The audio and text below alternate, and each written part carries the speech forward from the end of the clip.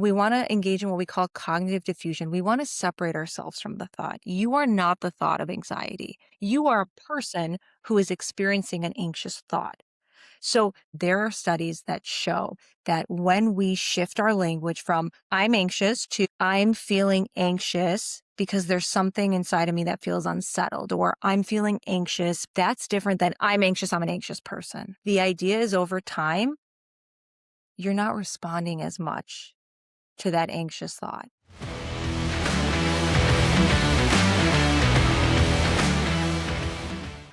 Hello, and welcome to another episode of Find Your Fuel. I'm your host, Erin Martin, and today we have Dr. Natasha Poulopoulos, also known as Dr. Tash, with us to dive into the world of mental health. As a clinical psychologist, she is no stranger to the challenges and stress of helping families navigate mental health and some of the hardest moments of their lives. But when her father passed away, she experienced that reality firsthand. In today's episode, we talk about navigating the grief process, tips for managing common health conditions like depression and anxiety, and strategies for improving mental health in kids. I'm Dr. Tash. I'm a licensed clinical psychologist. I work in one of the nation's largest healthcare systems. I also see clients through part-time private practice, and I'm also a psychology consultant, meaning I help organizations develop better mental health protocols and create greater visibility about mental health in general. Within that, I do specialize in what's called health and pediatric psychology. So that really focuses on helping, supporting, and treating people who are experiencing things like depression, anxiety, adjustment issues, and just generally coping with a medical illness. For example, things like neurological diseases, solid organ transplant, diabetes, IBS, IBD. So really looking at the whole person and helping them cope with what's going on in their lives, whether that does include a medical illness or not. Awesome. I know one of the big drivers with your story was your own experience living, being a doctor, and then also being a part of a patient's family with the experience with your dad. So curious if you could share a little on that. Yeah, I do work on the medical inpatient units, which can be pretty acute. So I work in things like ICUs, on transplant floors.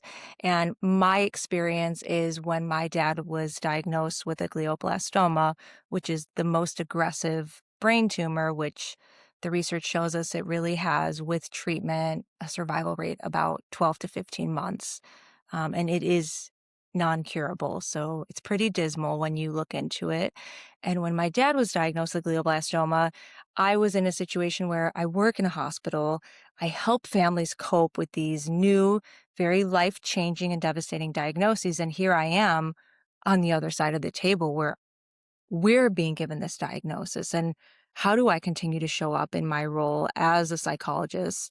And how do I continue to show up for my family, to show up for my partner, just to show up in my daily life when I'm also, as a person, coping with this, what I would say, both anticipatory grief, despair, and then eventually grief of losing him after he died? And so what was that process like in terms of, you understand the grief process, and it might be helpful to re-go through that too, because I always remember some of the stages, but not all of them. Yeah. And then I'm curious on your end of it, what was living it like after knowing what those are so well, but experiencing it yourself? Yeah, there are what people call the 5 stages of grief, which were developed back in the 1960s by psychiatrists, which great work. And what we've seen over time is that we don't really stick to the 5 stages. Grief is so personal. It is so unique. And what we think about in mental health is that our grief is based on 3 things: who we lost, who we are, and how we lost them. So really our grief is a function of those components, and it is a non-linear process. So another thing to keep in mind about grief is grieving is the long-term process that we go through after a tremendous loss.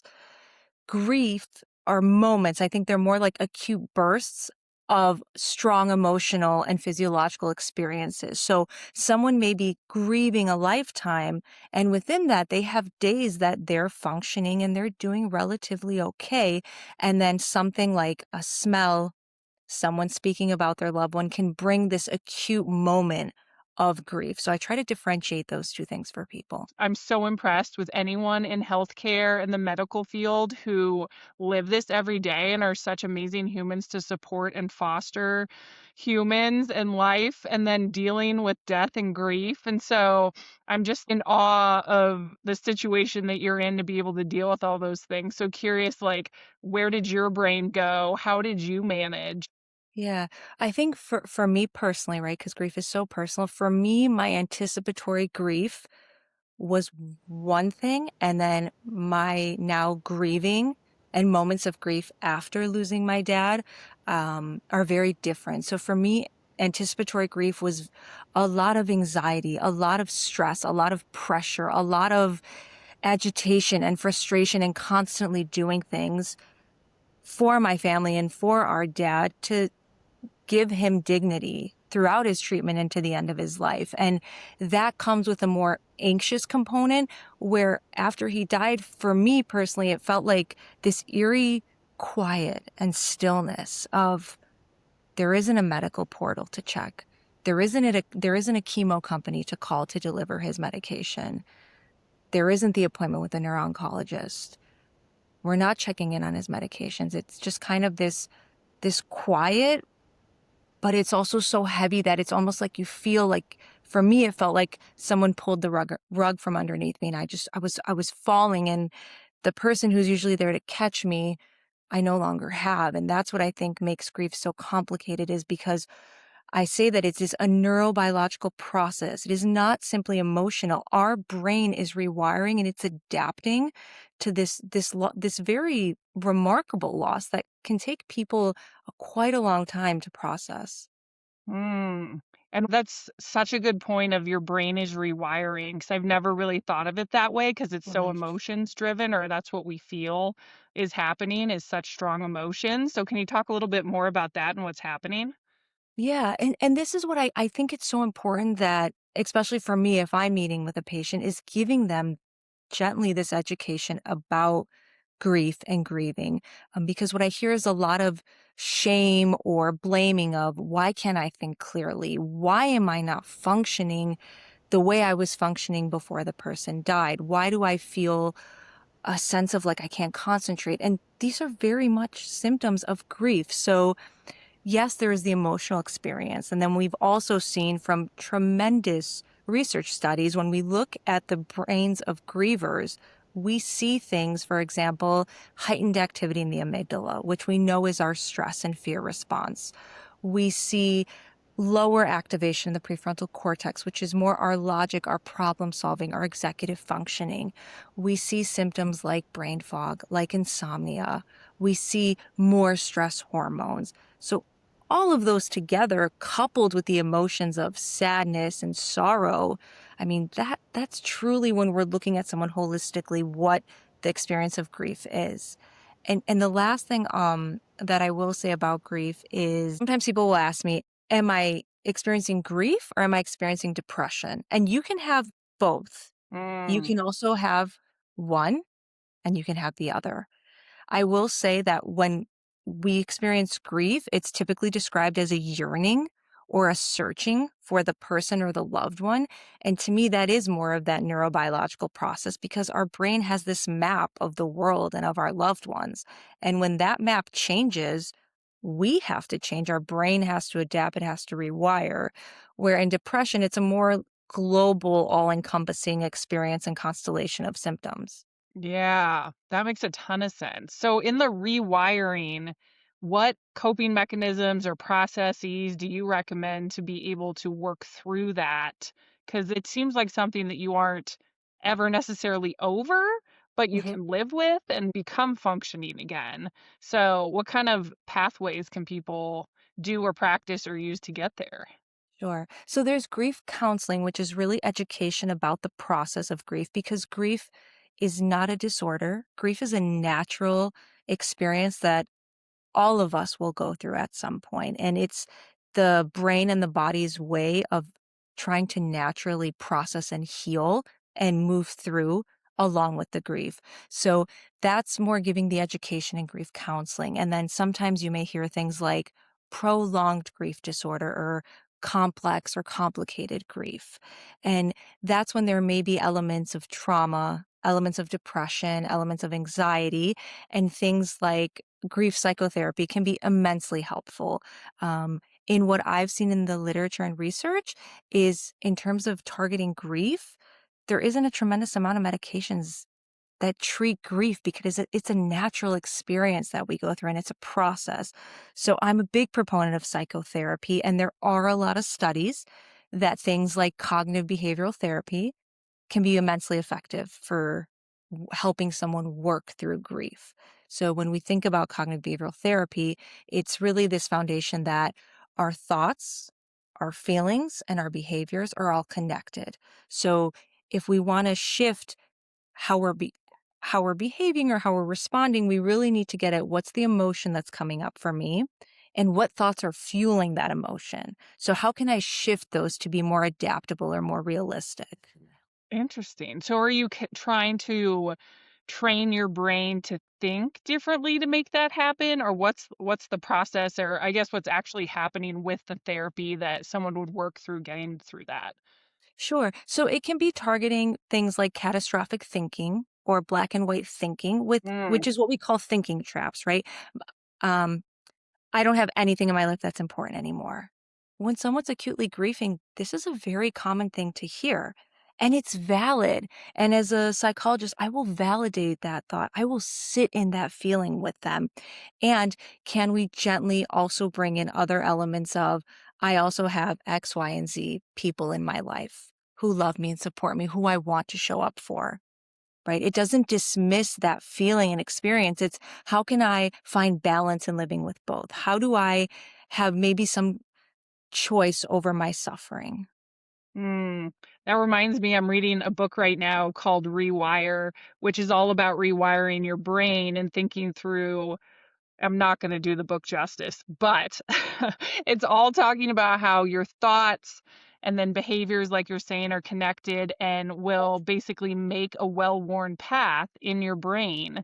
And so I mean, there's so many applications, like just positive thinking versus negative thought patterns that you have. How do you identify the negative and make sure that 90% of your day is not in negative thought patterns and you're shifting it from I can't to I could if I worked on this, or whatever that changes. So that just brings about so many more questions I have too then, cuz one thing you said was that grief and depression can exist together and be separate. And when we talk about mental health in general, one of the top ones that comes to mind for me is anxiety, Hmm. and how I mean, it can pop up at all times. It can, especially as we get older as women. It's like, what is this anxiety that I never used to have before? And now it's here. And so the anxiety, depression, like a lot of mental health things get bucketed into mental health. So I'm curious also just to hear your take on the anxiety piece of it and what that plays and what you've seen with other women as well. Yeah. And I love this conversation because I want to make the differentiation between we all have mental health, just like we all have physical health, right? We all have feelings and emotions and thoughts. That's a great thing. And having a hard moment does not mean you have a mental health disorder. I think that there's been a lot of misinformation or this push of what we call psychobabble of that's a trauma response. That's narcissism. Oh, that's depression. Oh, that's anxiety. Or we're trauma bonding. And I think that while I'm glad we're talking about mental health, I think we want to be really mindful of the words we use, right? Like someone being like, oh, yeah, I'm really organized. I have OCD. Those are not the same by any means, right? Like, oh, they're grieving, they're depressed. That's not the same. So we all have mental health. We all experience, for the most part, sadness. We experience anxiety. In fact, we need anxiety to perform. If anything, when I work with younger kiddos, I say it could be a superpower. It's about sometimes befriending the anxiety. Oh, you showed up. Okay, here you are. You're applauding for me. Maybe you're cheering me on. You're helping me perform. And we also know, though, that when anxiety gets too high, we hit that point, though, that it's no longer helping us. It's kind of devastating our performance. So we want to get in that sweet spot. So I will say for a lot of people who do experience anxiety is thinking of ways of, okay, this is showing up for me. What is this trying to tell me? Do I believe it? Is there data behind it? Is it a logical thought or is it just a thought? A big thing we talk about in the mental health world is thoughts are not facts. Mm. And the majority of thoughts are not true. We do not have to believe every thought that comes into our mind. In fact, like you said, neurons that fire together wire together. So we have control over the thoughts we choose to continuously tell ourselves and that fuel us. And we also have control over recognizing that this thought is unhelpful. It's not benefiting me. It's not based in my reality or my values. So I'll allow it to pass. I'm not going to fight with it. I'm not going to shame myself for it. I'm going to acknowledge it and move through it. So what are your tips if you know it's not a fact? Mhm. That's 100% where I often live. And I think what I've tried to explain to people before, like the feeling that I've had of anxiety, I know a lot of bouts of anxiety that I've had can be, in hindsight now, pushed back to either a health thing I was going through, or there actually was fact behind it. But I think in the moment, just struggling to explain it when you don't know where it's coming from because Mhm. I'm not stressed. Immediately people are like, "Oh, well, you have kids. You're running around. You have all these things that you're doing." And I'm like, I mean, kind of, but not really. So like, where is this anxiety coming from? Because I shouldn't be anxious. Like I feel like I have a low level of stress in my life, but a high level of anxiety at times. So I'm curious, what do you do in those instances, or what tips do you have for people when it's not fact-based and like do you squish it like a whack-a-mole? Like what do you do? Like how do you work through that one? I will say, especially because you brought up when we're also talking about women and also people in general, I always say before you go to see a psychologist, go see your primary care doctor, take your kid to see their pediatrician, have their blood work done, have whatever tests they seem appropriate for the symptoms you're mentioning. Just because we also want to ensure that we're coming at this from all angles, right? Is there something additional going on that a physician can help address? And how then a physician can speak to a psychologist so we can work together as a team. So I would say that there's something I love. It's part of what we call ACT, acceptance and commitment therapy. It is a third wave of CBT. And sometimes this is helpful for people where they're constantly like, oh, this is a cognitive distortion. This is a thinking trap. And some people, they kind of get tired of putting their thoughts through court, where it's more of this, let it go, let it be. How do I live in line with my values? So, okay, I acknowledge this thought instead of saying, I'm anxious, I'm an anxious person, right? We want to engage in what we call cognitive diffusion. We want to separate ourselves from the thought. You are not the thought of anxiety. You are Mm. a person who is experiencing an anxious thought. So, believe me or not, there are studies that show that when we shift our language from I'm anxious to I'm feeling anxious because there's something inside of me that feels unsettled, or I'm feeling anxious because my kid came home from school and I think that they might be sick. That's different than I'm anxious. I'm an anxious person. I'm always a stressed out person. And that separation from the thought has actually shown to, like I said earlier, decrease activity in our amygdala, which is our stress response in our brain, and increase activity in our prefrontal cortex, which is our logic, rational thinking brain. We have to practice this over time. It's not just a one moment magic wand. Oh, the anxiety is gone. In fact, you very well likely may still be feeling anxious. The idea is over time, you're not responding as much to that anxious thought. It's more of, I'm choosing to recognize this thought is coming. Perhaps I know why, perhaps I don't know why. Is it something I can engage in problem solving or is it just a feeling? And can I allow it to pass and then go on with my life and what I see as valuable? Ooh, that's good. So for you, do you find yourself telling yourself this in situations? Is there a tool that you use when you're going through hard things or you find yourself falling back on the most? I think that it's really common to have the experience that you're mentioning of sometimes I feel this unsettledness of something is off or something is wrong. And that's something I've experienced a lot. since my dad died. And I think that was me being in overdrive for so many months and my body now being used to that. I've wired my system for that. I also think people who are very high functioning and high performing, when we actually sit with ourselves, we feel like something is wrong. You know, for me in my grief, I'm constantly doing and intellectualizing, which is not the healthiest thing. And then when there's no one around me and I'm alone and it's just silence, that's when I start emotionally processing. And that's when I'll start having things like crying for a few minutes, like expressing the motion, like letting out the sighs. And what I tell myself in that moment is, you're grieving because your dad died and it's unfair. And I didn't want to experience this early in my life. I didn't want my dad to experience this. I didn't want my mom, my brother, my family to experience this. And yet I didn't have control over his illness. So I can be sad. Grieving, it's also me continuing to love him the way I've known to love him. So I find beauty in that. I find beauty in allowing ourselves to feel our feelings and to talk about them. I love that. And I love what you said about sitting with the emotion. It is hard to do when we're busy and there's a ton of stuff going on.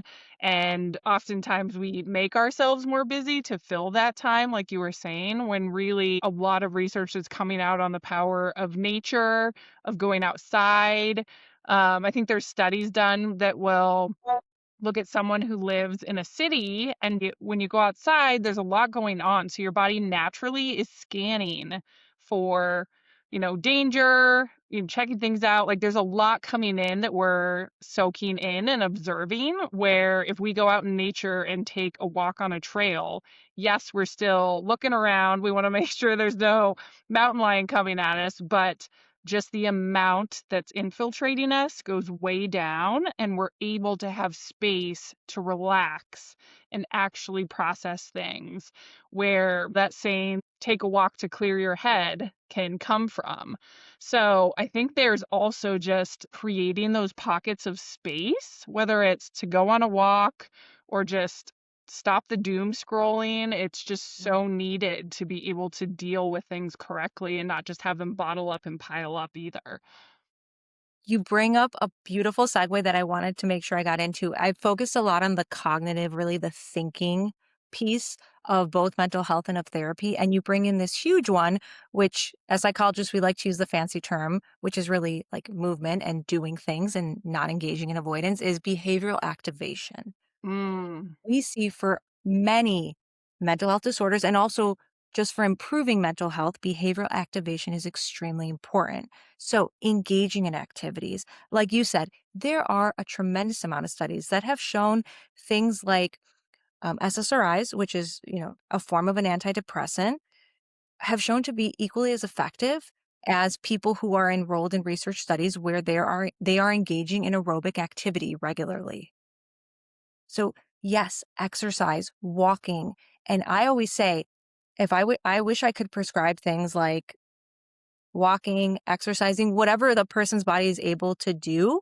And if you can do it outside in greenery, that is to me a huge bonus because greenery has also been shown to have great effects on our minds in terms of creativity, in terms of calmness, in terms of relaxation. It's a huge bonus. Yes, I think even in that same Rewire book, they were giving an example of, we work every day in a building and then we go to yoga in a building and we think we're being healthy, and then we have something good to eat for dinner in our house, and all of a sudden we're not outside around greenery at all. So there's almost the mark of being proud of how many minutes you can spend outside with greenery, as like that should be something that we track. We track our steps, but like it's good to get your steps in no matter what, but try to get real sun, try to get outside and be with greenery as well. Right. And like you're saying, these are all things that are maintenance for mental health, right? And also, if you do have a mental health disorder, these are also great things in addition to seeking out psychotherapy, in addition to seeking out a psychiatric evaluation. Yeah, and that's I mean, it is very much the foundation. So I'm curious what there's other things that you see in general with mental health where people are just not doing the building blocks maybe correctly, and what would those building blocks be that you would recommend for everyone? Yeah. Major things. And I also recognize that we live in a world where there are people with immense privilege and there are people who are really making ends meet. And I recognize that for some people, like you said, going to yoga class, right? If I'm speaking to a family of lower SES where where parents are constantly working and they barely have a minute to sleep, that's not something I'm going to bring up, right? So Yeah. I also want to tailor to who I'm working with, what's realistic for a person and a family.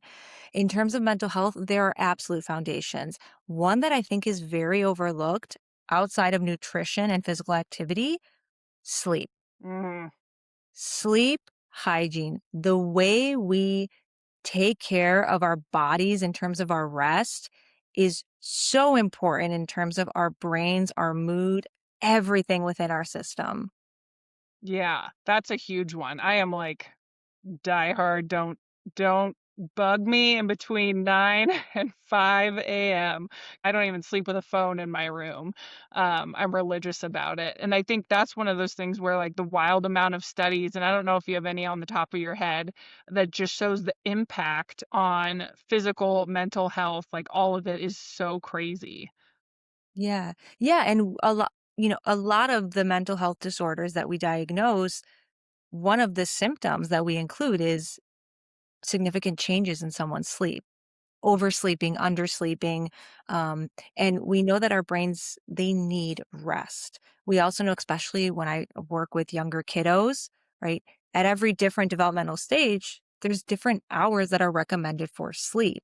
And I think that part of when we talk about sleep hygiene is we also talk about, well, what are we doing during the day to help us with sleep? Because a lot of people will tell me, yeah, I don't know, I can't sleep at night. And I'm like, well, tell me what you do during the day, right? If you're moving your body, if you're, drinking water, if you're eating a relatively nutritious diet, if you're engaging in things that you like, right? I'm not saying then you are going to sleep well. I'm just making sure that, are we doing those things during the day? Are we reducing the amount of screen time? Like you said, the amount of doom scrolling?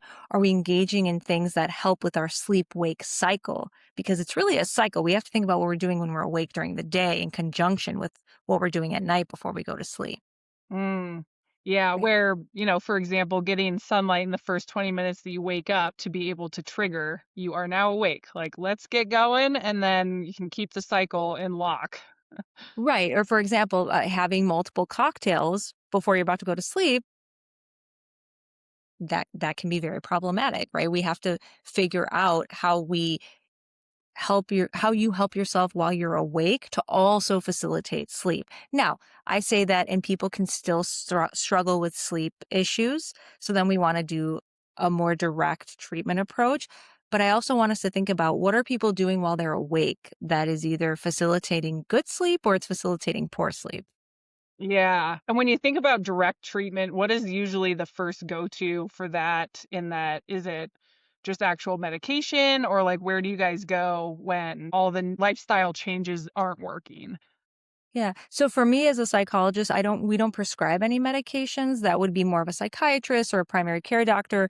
What I have done in my practice is things like CBT for insomnia. So there's actually specific protocols and manuals that really focus on how are we targeting what you are doing during the day and how you're preparing yourself for sleep. And, like a little thing to think about, which people are surprised, is that instead of sitting and tossing in bed all night, the recommendation is to actually get up out of the bed, right? Mhm. Because we're associating the bed with sleep. But when we're sitting there, we started to create a new association where the bed is, I'm uncomfortable, I'm I don't want to be here, I can't sleep. Where the recommendation is then remove yourself from the bed, engage in whatever we talk about, and then return to the bed. Interesting. So, like, go read a book? Because do you wanna be stimulating your mind, or do they just tell you to remove yourself and try to relax and then come back in? So it's really person dependent. Something like reading, for example, I would say is a low stimulation activity.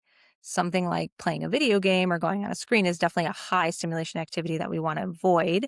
A big thing when I I think it's great for adults, but I do it a lot with kids, is what is their sleep bedtime routine, right? Mm. Are we Mhm. turning off screens an hour to 2 hours before bedtime? Is bedtime consistent? Is wake time consistent? Is the room dark, cool, and comfortable? Are there things in the room that are impacting sleep, right? Some people are surprised to hear some of the studies that talk about the temperature, right? That we set. Our bodies actually need a cooler temperature for a lot of people, perhaps not for some folks. It needs a cooler temperature when we're sleeping, right? We need less light coming in. And then, like you said, our wake cycle, right? Are we getting light in the morning to stimulate ourselves while we're awake to then shift to nighttime? I think we turn our temperature down to 67 when we sleep and then try to keep it at 69 or 70 depending. What do you sleep at?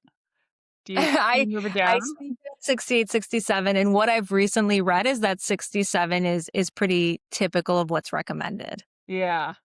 Yeah, because I'm also just curious, knowing everything you know, what else in your life is a non-negotiable? What do you do on the physical, emotional, mental front to just stay healthy on all three of those buckets? This is one that I don't know if people will be surprised to hear, and I don't know if it gets enough credit, is social support. Mm, So having people that we can turn to and go to with all of our experiences, when we're experiencing joy, when we're experiencing grief, when we're experiencing anxiety or sadness, having people in our lives that we can go to, whether that's a spouse, whether that's a parent, whether that's a best friend, whether that's a coworker, sharing that is so powerful. We even think about it when we talk about people who are experiencing a mental health crisis. One of the big things I create in what's called a safety plan is who can you go to for support? Who can you call? And a lot of people have told me that making that call made the difference in terms of what I wanted to do next. So I think social support doesn't get enough credit. yeah, and that's one of those hard ones as you get older too, and life is crazy. You have kids, you often lose time to make room for relationships and connections, or lose friendships or lose friends, and then making new ones is so daunting. Yes, and I will say as someone who I now live in a city that I did not grow up in, and I have a great group of best friends back home, it was quite a challenge and an adjustment. I will say, I'm bringing back the element of grief is that, for example, my experience is that when you go through losing someone like a parent, the people that you thought would show up may not show up. Mm, And the people that you never expected to show up may show up. And again, you don't have control over that. But what I would say as being on the other side, if you can show up for someone, whether they're grieving or they're going through something difficult, if you can and you have the capacity, just show up. A lot of things are like, oh, let me know if you need anything. No one's going to ask. yeah. Just show up, check in, even messages like, hey, you don't need to respond to this. I just want you to know that I'm thinking about you and I'm going to plan to bring this by, right? Showing up is so important. I say that also to put a little bit the idea in the people's minds of those who are seeing people in their lives who are struggling is just show up. It doesn't have to be for a long period of time. It can be brief moments, but it really makes a difference when people show up for each other. That's so good. I think especially people almost avoid it because you don't know. The only thing you're thinking of is I'm sorry. And you're like, Mm. saying I'm sorry is not helping." Accurate. But there are other things you can do to show up, even if it's a quick note or just doing it. That's so Yeah. good. Yeah. And I will say things that I think are unhelpful to tell someone when they're grieving, and I don't want to say this is universal because everyone grieves differently, is saying things like, oh, they're in a better place, or I get it, or okay, you're going to be fine. Those are really unhelpful. Grief needs to be witnessed, it needs to be experienced. So sit with the person, let them share what they want to share, ask about the person. I think another thing that I've heard from friends and people is that usually when someone passes, like it's like people don't want to talk about that person. And they don't bring them up. And my experience has been like, I want to talk about my dad. I want to talk about this incredible person. And if I cry, it's not because I'm angry that someone asked. It's because it's this emotional burst that's even a little bit of relief and joy of how lucky was I for 35 years to experience this person. And I want to share his story and I want to talk about him. And I appreciate when people say his name. I appreciate when people talk about him. And especially if someone had a shared experience with him and remembers something or can reflect on it with you and have that experience as well. So I appreciate those tips because I do think a lot of people struggle with what to say, how to show up, and those are all really tangible and helpful. Yeah. And it may be even helpful if I do the flip, which is things to say to someone who is experiencing grief is, I'm here with you.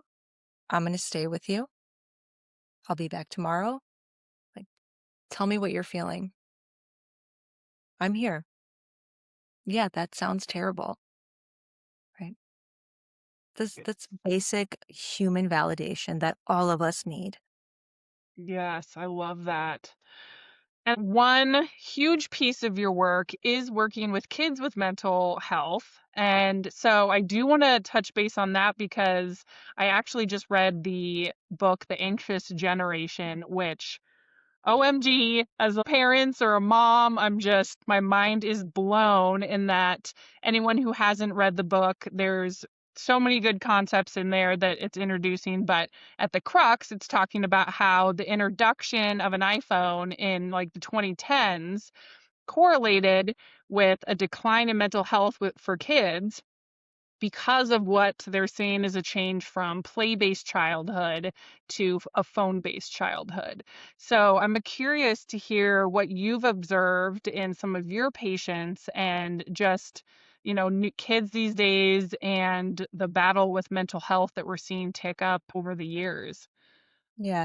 This is such a common question, and I don't like saying it depends because there's research that indicates certain things and research that can indicate other things. So I try to wear both hats. So I would say social media and the internet and people connecting through online for people who don't have support, oftentimes kids who are marginalized or who are discriminated or who are part of for example, the LGBTQ plus community, they can sometimes actually find people and connect and feel supported and have resources. So that can be a very positive thing.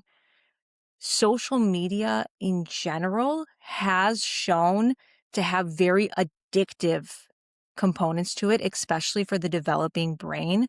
We talk about ages 10 to 12 as a very vulnerable period in a child's brain where they have heightened sensitivity to social recognition, social likeness. So things like likes and hearts and comments on posts, they're very sensitive to those things. So as a person, I would say I am not too fond of social media platforms for kiddos really under the age of 15. And when they do get those platforms, for them to be private, for parents to have very open, honest discussions about social media, about things they will encounter, what to do if they encounter certain things, and also having parental controls over those. I don't say that in a hovering way. I say it in we want our kids to be informed and we want there to be limits, right? So also, I think on the parental controls, for example, you can turn off those apps, right? There's a limit to the amount of time because it is addictive. And there have been studies that have shown, you know, longer social media time, for example, up to 3 hours, um, with an addictive nature is shown to increase things like depression, suicidal thoughts, and perpetuate eating disorders among teens. So it's really, I think, as a parent, talking about these things and educating your kid and having the ability to set limits because as parents, it is our job to provide limits for kiddos because their brains are developing, not in a way that's punitive, but even explaining it to them. Yeah.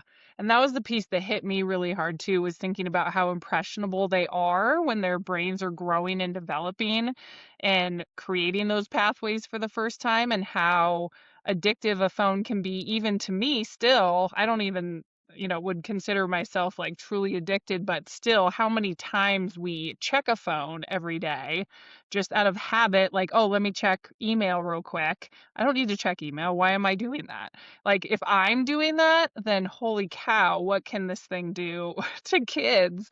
Is just like that scary realization and thought, and kind of the concept of the book of that parents are overprotective in the real world, but underprotecting your kids online.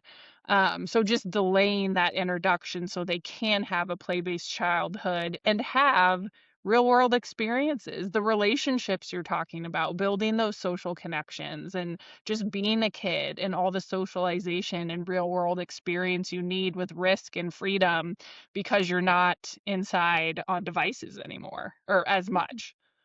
Yeah, and teaching kids how to pace and do things with balance, right? Like you can do something for 30 minutes on a tablet and then go spend time outside, go spend time with your siblings, help set the table for dinner.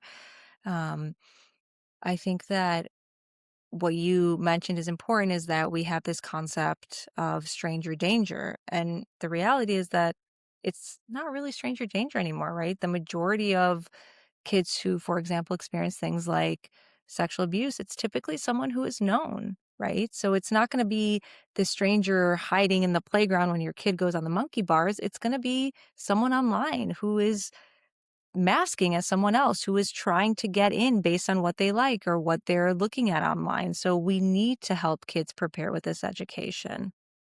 Yeah. And is there anything else on the mental health front with kids that you see or deal with a ton and help parents work through to either tackle things or keep kids as mentally healthy as they can as they're growing up to adults? I would think I one thing that you mentioned about screens that I want to go back to about this is coping skills. So what's happened with all of us is, right, like, you know, this is I'm coping because I'm stressed, right? I'm on my phone. So it's Mhm. become a coping skill. And what I tell people is I want you to develop coping skills that if you had nothing, for example, no device in the room, how would you cope? How would you manage? Right? Because that can't just be our default is going on the phone as our only coping skill. So for kids, I think it's important for them to have coping skills at an early age. Um, a lot of things I talk about with parents are listen, bring up conversations, validate feelings, normalize feelings, right? Because when we don't normalize them, we often induce a lot of shame on kiddos, right? I say kiddos are really curious, so when they come to you about something, it's because they're genuinely curious. So as parents, it is our role to talk about them in a way that they can understand. So listen, ask questions, validate. Sometimes it's even like, if you don't want to talk right now, that's okay. I'm going to stay with you. And perhaps when you're ready, you want to talk. Again, I agree that parents are not best friends. Parents also have the responsibility to set limits and to protect their kids, for example, from excessive screen time, from situations out in the world that are harmful. Yes. Oh, that's so good. Well, I know we're coming up on time. Is there anything that you wish we would have jumped into or talked about that we didn't? Um, the one thing I'm going way back to the beginning is when we talked about grief and we talked about different forms of therapy and treatment to help someone who's going through grief is I hope that the message wasn't just these are negative thoughts or their extreme thoughts, right? That's not the intention. The intention is how do we help someone process and adjust to living life now as someone who is grieving? And the other big piece of that therapy is meaning making and legacy building, which it might be a beautiful way to end is for me, for example, sharing my dad's story, talking about him, finding the qualities that he has that I so badly want to emulate because I absolutely adored this person, to me is legacy building and it's meaning making that, wow, my dad did all these things for me and that there's so much meaning in that. So how can I continue to make meaning with him in a different dimension, in a different realm that I may not be able to hear his voice or talk to him and I still feel his presence? Right? And I'm also very big, at least I am and my family is about signs, right? And this is something people with grief talk about a lot is signs that the person is near, right? Like for my family, my dad, we have this funny thing that he's a little ladybug, right? He shows up as a ladybug. So when I find a ladybug randomly like crawling on me or coming near me, I feel it as a sign. And whether that's true or not, what's important is that it brings me comfort. So for anyone out there who is grieving, if it's a butterfly, if it's a cardinal, if it's a ladybug, if it's the light glitching, if that feels like a signal, enjoy that. Allow that to be part of your process with grief and allow that to feel like a sign because I truly do believe that people continue to be with us in spirit and in our minds in the way that we choose to have them. And in our behavior and meaning making, like you're talking about. And I know when you initially reached out about the podcast, that was a big piece of it, which we then got to come and hear all about your story and so many more tips about mental health. So I just so appreciate you coming on and sharing more with our listeners. Yeah, I'm so glad we had this conversation. And if people want to find you anywhere, where can they find Dr. Tosh?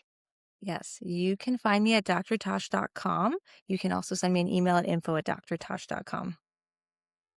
Thanks for listening to another episode of Find Your Fuel. If you enjoyed the show and want to support us, please leave a comment or review. And before we go, I have to give you the obligatory medical and legal disclaimer.